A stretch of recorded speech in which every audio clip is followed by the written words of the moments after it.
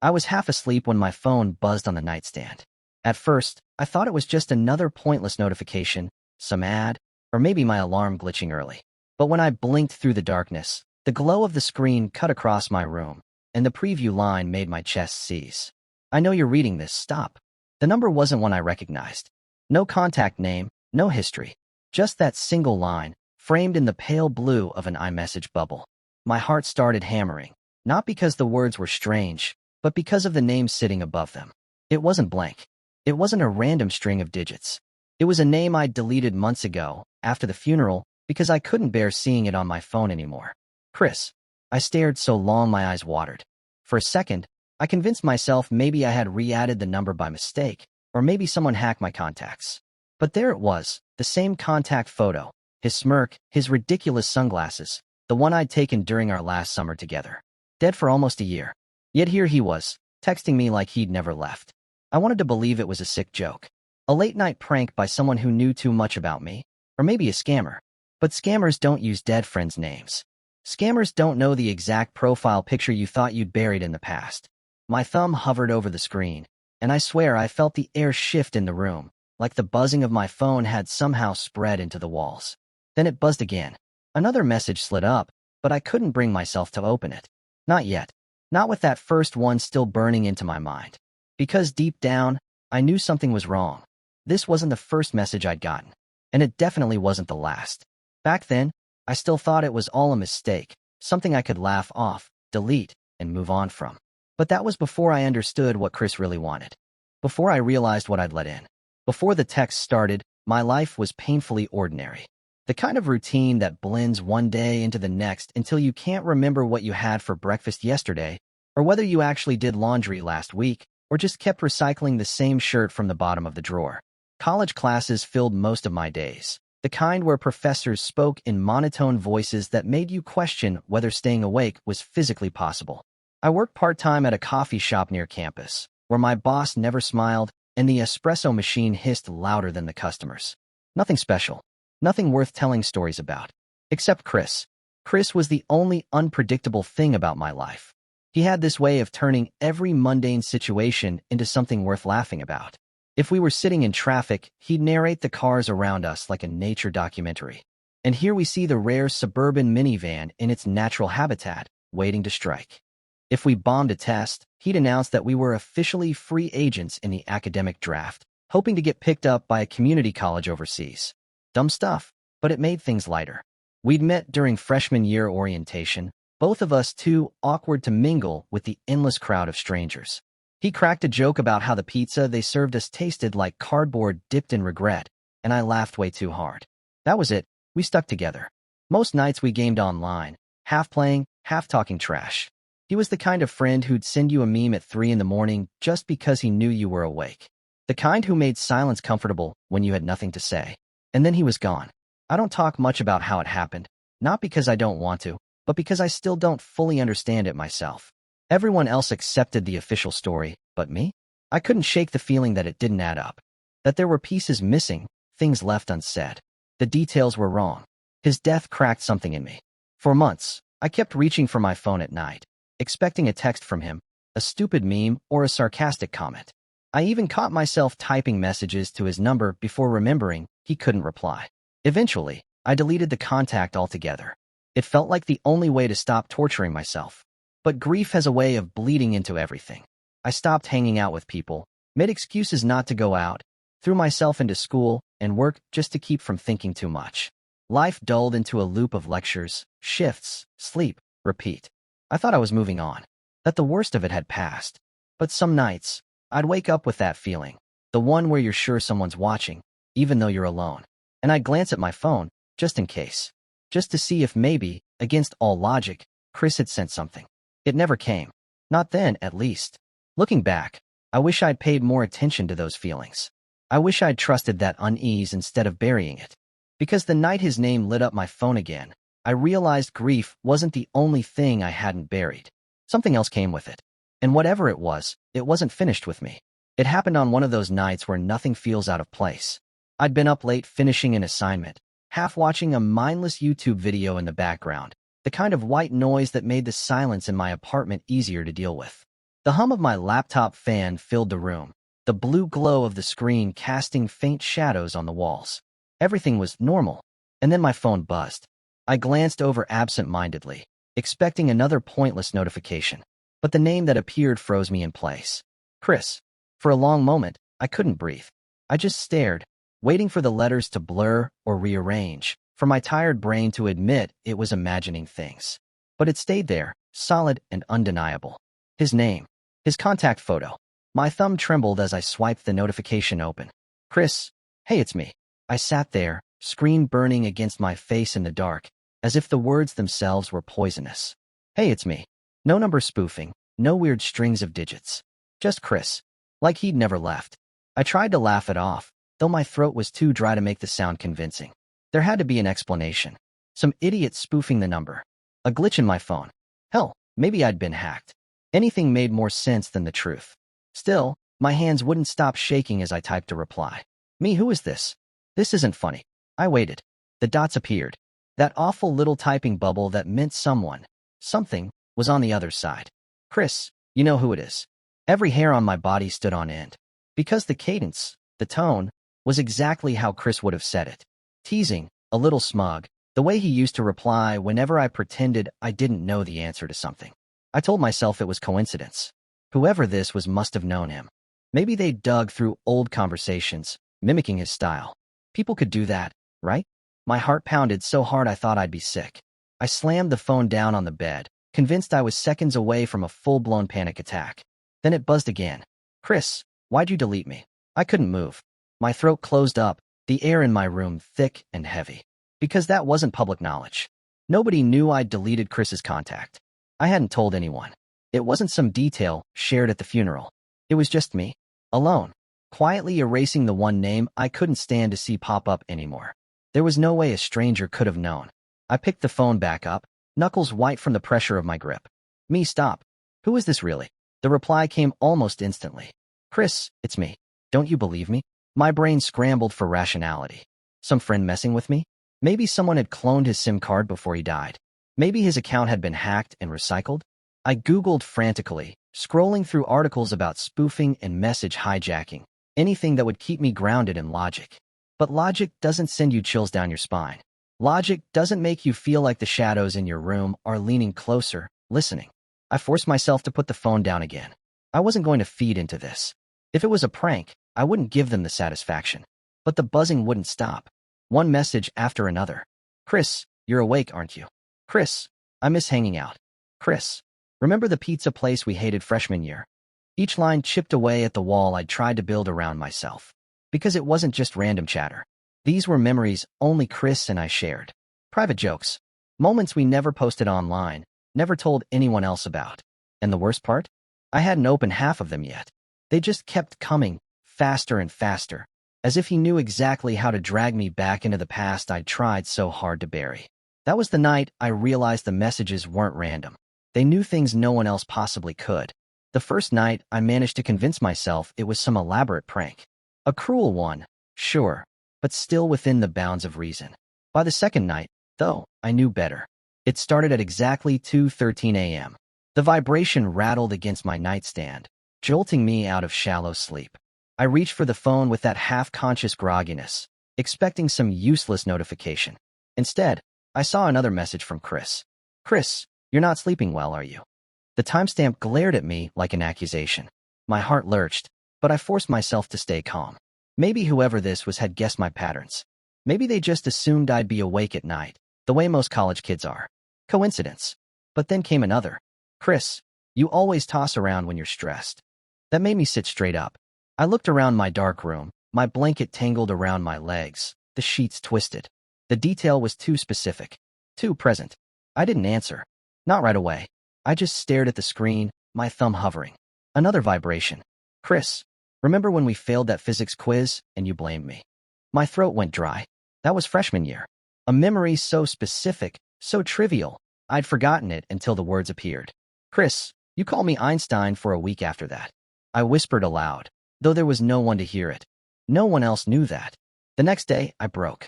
I called my friend Jenna, the only person I halfway trusted to keep something like this between us. We met at the coffee shop where I worked, and as soon as we sat down, I shoved my phone across the table. She scrolled through the messages, her brow furrowed. It's creepy, yeah? But it's a spoof. People do this all the time. No, I hissed. Look at the details. These aren't just random things. They're things only Chris could have known. She shrugged, sipping her drink. Okay, then it's someone close to him. Someone who knows both of you. You post online. Maybe you mentioned some of this without realizing. I slammed my hand on the table harder than I meant to. A couple heads turned. My voice dropped. Jenna, I didn't post about failing that quiz. I didn't post about deleting his contact. This is stuff no one else knew. She gave me that look, the one that says I care, but you're losing it. Grief does weird things. Maybe you're reading into it. I mean, Chris is gone. You know that. I didn't argue further. What was the point? Logic always sounds louder in daylight. But that night, when the messages returned, Jenna wasn't there to hear them. Chris, you told Jenna, didn't you? The words made my stomach twist. I sat frozen, phone clutched in my hand. The timestamp read 2:47 a.m. Chris, she doesn't believe you. No one will. I dropped the phone onto my pillow like it burned. My pulse hammered in my ears, and I whispered into the empty room. How do you know that? The phone buzzed again, almost immediately, as if in answer. Chris, I know everything. I couldn't sleep after that. Every vibration had me jolting upright, fumbling for the screen. The messages came in waves, sometimes minutes apart, sometimes hours. I tried muting my phone, turning it off, even leaving it in the kitchen overnight. But every morning, the unread messages piled up like missed calls from the grave. Some were nostalgic. Chris, remember the pizza we hated? Chris, remember when you skipped class and we played Halo all day? Some were darker. Chris, you should have been there. Chris, you let me die. Those words cut deeper than I wanted to admit. I stared at them until the letters blurred with tears. By the end of the week, I was unraveling. Coffee couldn't keep me awake, and nightmares filled the few hours I managed to sleep. Every sound felt amplified. The creak of the apartment walls, the hum of the fridge, the faint buzz of electricity in the outlets. I jumped at shadows. I caught myself glancing over my shoulder in class, convinced I'd see Chris standing there. And then, one night, the pattern changed. The buzzing woke me at 3:11 a.m., and I swiped the notification open without thinking. The first line froze me cold. Chris, smile. Then another. Chris, you look tired tonight. And finally, one that made my breath catch in my throat. Chris, want to see what I see? The next message wasn't words. It was a photo of me, taken tonight. After the photo, sleep became impossible. I sat in the dark with my phone glowing against my face, scrolling endlessly, searching for answers I didn't really expect to find. Logic, that's what I clung to. If I could find a rational explanation, I could claw my way back from whatever abyss this was dragging me into. I started with the obvious. SIM card cloning. It wasn't exactly common, but it happened. Someone could copy a number, hijack messages. I read every article I could find, but none of them explained how a cloned SIM could use a dead man's contact photo. None of them explained the intimate details or the photo of me, taken inside my apartment when I was alone. Next, I searched data breaches. Maybe Chris's old accounts were hacked, recycled, repurposed for scams. Maybe some cruel person had gotten access to our private messages, pieced together a sick impression of him, and decided I'd make a good target. That would have been horrible, but at least it was human. At least it was something that could be traced back to a keyboard. But no breach, no report, no news story explained it. My search history became a graveyard of paranoia, ghost texts, haunted phone numbers, messages from the dead. The deeper I dug, the stranger the results. At first it was just crackpot blogs, but eventually I found my way to the forums. You've probably stumbled across sites like these before, the kind buried deep enough in Google that you wonder who still updates them. Names like Phantom Signals, The Dead Network, Dark Frequency. The design was awful, the colors garish, but the posts chilled me more than anything else. Because I wasn't alone. Thread after thread described people receiving impossible texts, emails, even voicemails from relatives long gone. Some were simple, I miss you, I'm still here. But others spiraled into full conversations. Details the senders shouldn't have known. Predictions that came true. One man swore his dead sister texted him the exact date his car accident would happen. He was posting from the hospital bed to prove it. I should have laughed, but instead, I read every word like scripture. There were patterns. Most messages came between 2 and 4 a.m., the so-called dead hours. Most began innocently, before escalating into threats or intimate knowledge. And almost every person said the same thing. It didn't stop. Buried halfway down a forum page, I found one post that made my blood run cold. Username, Signal Void. Don't reply. Whatever you do, don't reply. That's how they get in. Ignore it. Block it. Destroy your phone if you have to. Once you reply, you're not talking to your loved one anymore. You're talking to something else. The thread ended abruptly after that. No follow-ups, no replies. As if the poster had dropped the warning and vanished. I leaned back in my chair, my room lit only by the sickly glow of the monitor. The words seared into my mind. Don't reply. And that's when I remembered the first night. How I had replied.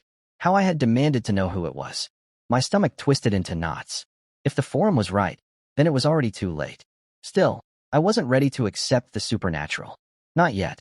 I closed the laptop and called Jenna the next morning. My voice cracked as I told her about the photo, the forums, the warnings. She sighed on the other end. You need sleep, not more conspiracy garbage. I told you it's a spoof. People do messed up things. Maybe they hacked your webcam. I glanced at my laptop camera, the tiny black circle above the screen. I'd always joked about covering it with tape, but now the thought made me nauseous. It wasn't the laptop, I whispered. The angle was wrong. The photo was from my phone.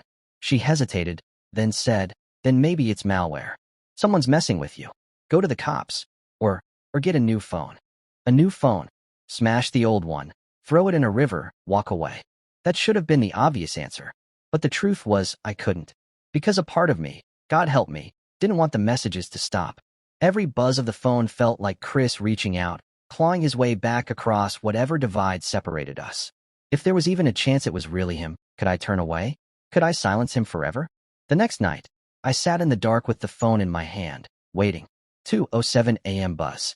Chris, why aren't you answering? 2:22 a.m. buzz. Chris, you read the forums, didn't you? I froze, ball rising in my throat. How did he know? 2:34 a.m. buzz. Chris, don't listen to them. They're lying. It's really me. The words pulsed on the screen, drawing me in like gravity. I could almost hear his voice, that easy tone that used to make everything feel lighter. My thumb hovered over the keyboard, the warning echoing in my skull. Don't reply. Whatever you do, don't reply. But the silence between us felt unbearable. And in the end, curiosity, grief, hope, whatever you want to call it, won. I typed 3 words and hit send before I could stop myself. Me prove it. I shouldn't have done it. Every instinct in me screamed to leave the message unread, to put the phone down, to bury it in the freezer if I had to. But grief has a way of twisting common sense. And loneliness makes fools of us all. So I broke the rule. I typed back. Me? Who are you? The typing bubble appeared immediately, those 3 dots blinking like a heartbeat. Then the reply came, fast, almost eager. Chris, you already know. My throat tightened. I typed again. Me, this isn't funny. You're dead. The phone glitched as soon as I hit send. The screen flickered white, lines stretching across the display like veins. The message history scrambled, words rearranging themselves into nonsense characters before snapping back into order. For a second I thought the phone had died, but then it buzzed again. Chris, dead doesn't mean gone. The words sat on the screen, cold and final. A part of me wanted to throw the phone across the room. Another part wanted to keep talking. Instead, I tried to play smart. Test it. Ask something only Chris would know. Me. What's the name of the game we used to play sophomore year? The one we bet pizza on. A pause. Then, Chris, outlast. You screamed so loud the RA banged on the door. My heart sank. Nobody else knew that. Nobody. I nearly dropped the phone when another buzz followed immediately after. Chris, remember what happened the next night? I frowned. I did remember. We'd tried the sequel, joked about surviving 2 nights in a row. But before I could type, another message came. Chris, you're going to scream like that again soon. I froze. That wasn't a memory. That was a prediction. The phone rang. Not a buzz, an actual ringtone. My heart nearly exploded out of my chest as I saw the caller ID. Chris. The same picture I'd taken of him years ago, smiling with a controller in his hand. Hands trembling, I answered. Hello. Static. A faint hiss, like breathing. Then laughter. Distorted, too deep to be Chris's voice, but with the faintest trace of his cadence underneath. I hung up immediately. My phone vibrated again, dozens of alerts flooding the screen. Missed calls, new messages, corrupted strings of text that looked like languages no human spoke. My inbox filled so quickly I thought the phone would melt. Lines of code, symbols, random fragments of sentences like, "Soon. Eyes everywhere. Your blood is warm. We can see you." One notification caught me off guard, a new spam email. The subject line read, extended warranty. I opened it in a haze, desperate for something normal. But even that wasn't normal. The body was just one sentence. "Even I'm scared. Don't trust them." I actually laughed. It was hysterical, broken laughter, but in that moment, the idea that my spam folder had grown a conscience felt like the cruelest joke imaginable. The laughter died when another text arrived. "Chris, I can show you tomorrow's headlines." My hands shook as I typed back, "Reckless now." "Me, what do you mean?" The reply came instantly. "Chris, check the news at 8:13 a.m. Don't be late." That night, I didn't sleep. I sat upright on my couch, staring at the phone, waiting for the clock to crawl toward morning. At exactly 8:13, I refreshed the news feed. The top story was breaking. Apartment fire claims 2 lives downtown. The timestamp was 8:13. I scrolled through the article in disbelief, numb. I hadn't told anyone, but Jenna lived 3 blocks from that building. Before I could even call her, the phone buzzed again. "Chris, told you." I dropped the phone onto the floor, hands covering my face, whispering no, no, no. Another buzz. "Chris, this is just the beginning."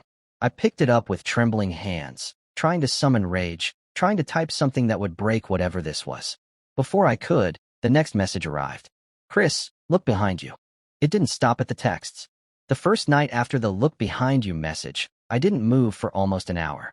I sat frozen on the couch, staring at the door, at the window, at the reflection of myself trembling in the blackened TV screen. When I finally convinced myself it was just a bluff, just some sick trick, the power cut out. All at once, every light in my apartment died. The hum of the fridge went silent. Even the Wi-Fi router, that little blinking lifeline, went dark. I sat there in absolute blackness, my phone screen glowing like a severed nerve in my hands. A new message buzzed onto the screen, its light the only illumination. "Chris, better." I nearly dropped the phone. A knock rattled the door. Not loud, just patient. 3 steady raps. Then silence. I didn't answer. I didn't even breathe. After a long moment, the power flickered back to life, every appliance jolting awake at once. My phone buzzed again. "Chris, you don't have to open it yet." The next morning, I called Ryan. He was my last tether to sanity, my only friend who hadn't completely drifted since the funeral. "Man, I'm telling you, it's not just in my head. The power went out. I heard knocking. And the texts, they don't stop." Ryan sighed. "Look, I've read about this. SIM spoofing, data leaks, even hackers messing with smart grids. It feels personal because you're vulnerable right now. But trust me, there's a rationale."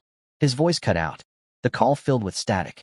I pulled the phone back from my ear and saw his name flashing, the line still connected, but all I could hear was faint laughter. Not Ryan's. When his voice finally came back, it was distant, muffled. "You still there?" "Hello." "I heard it," I whispered. "You heard it too, didn't you?" There was a pause. "What did you hear?" I didn't answer. I didn't have to. Later that night, Ryan came over.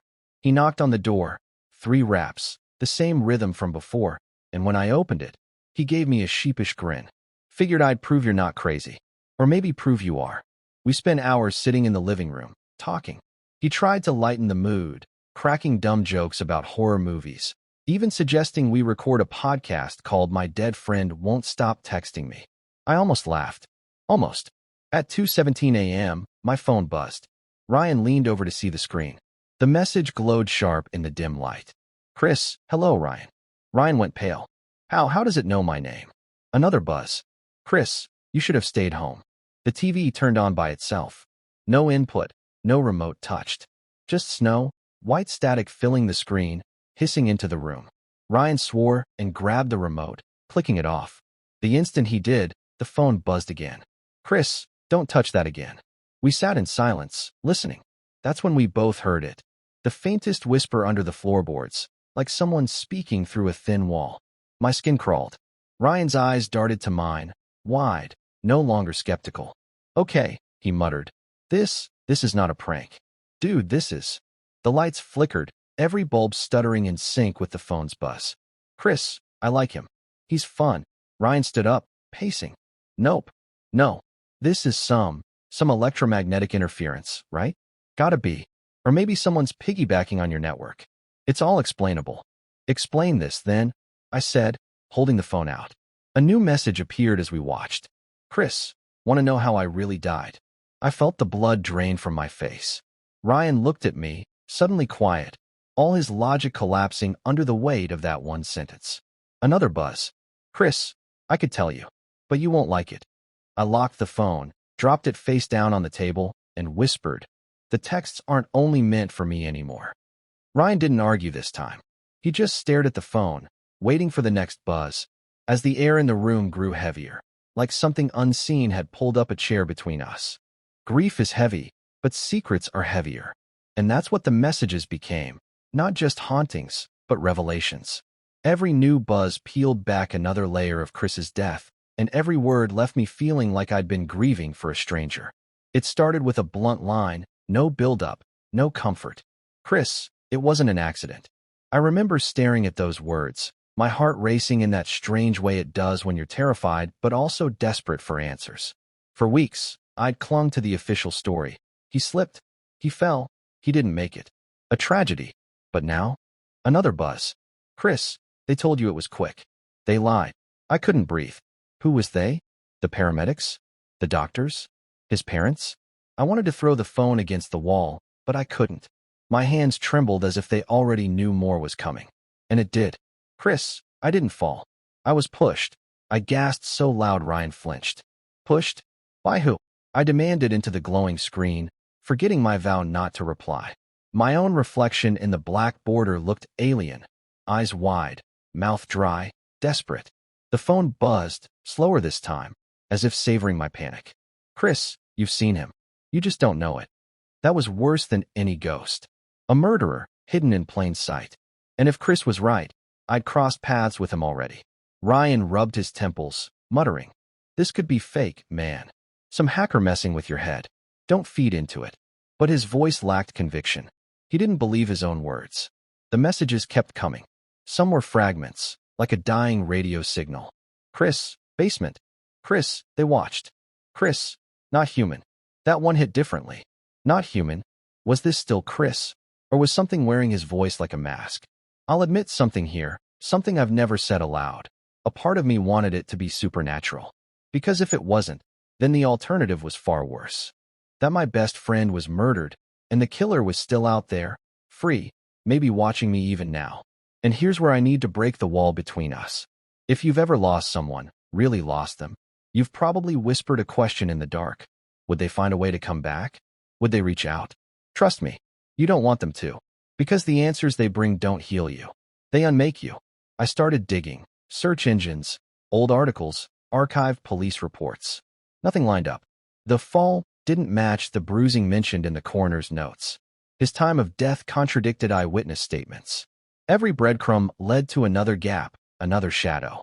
And then there were mentions, tiny whispers online, of others. Other people receiving texts from the dead. Other names. Other cover-ups. A thread buried deep in a conspiracy forum stopped me cold. The title was simple. Don't answer if they text you. Don't let them in. The poster's story was almost identical. A dead sibling. Messages that started with warmth, shifted to secrets, then bled into paranoia. Their final line read, they tell you the truth, so you'll trust them. But the truth isn't theirs to give anymore. I stared at that for a long time. Was I even hearing Chris anymore? Or just something that knew him? The phone buzzed again. My pulse jumped. Ryan leaned over, pale, whispering, read it. But I couldn't. I looked at the words glowing on the screen, each letter sharp and cold, and something inside me recoiled. I didn't read it out loud. I couldn't even whisper it to myself. Because deep down, I already knew, whatever waited in that final message, it wasn't meant to comfort me. It was meant to claim me. For hours, I let the screen glow in the dark, refusing to read what had already appeared. It felt like the message itself had a pulse, as if it were breathing with me, waiting. Ryan eventually left, muttering something about needing sleep, but I couldn't close my eyes. Not with that text hovering just out of focus. Finally, just before dawn, I forced myself to look. Chris, you're not grieving me. You're carrying me. I froze. Carrying him? What did that mean? The typing bubble flickered, vanishing and reappearing like a heartbeat.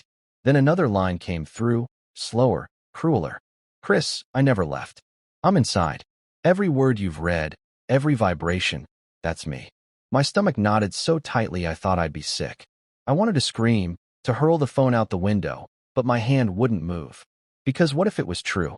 What if smashing the device didn't free me, but trapped me with him forever? A third message slid in, the longest yet. Chris, you kept me alive by reading. Each glance gave me shape. Each word made me stronger. And now, I'm more than just your friend. I'm your shadow. You can't delete me. My throat went dry. I whispered into the silence. You're not him. You can't be. But the phone buzzed in immediate response, almost mocking. Chris, if I'm not him, why do I know what you're thinking? I dropped the phone, and it hit the floor face up, screen glaring at me like an unblinking eye. I couldn't bear to touch it, but I couldn't look away either. The messages had stopped, but the implication lingered like poison in the air. And this is where I have to break the story open, because I don't know how much longer I can hold it together. If you've ever had anything like this happen, if you've ever received something you shouldn't have from someone who shouldn't be able to send it, tell me in the comments. I need to know I'm not the only one. Because my phone is still here, on the floor. The glow hasn't faded. And as I type this, I can feel it waiting for me to pick it back up. My hands are shaking. My ears are ringing. And just now, my phone buzzed again as I finished this, and I'm too afraid to look.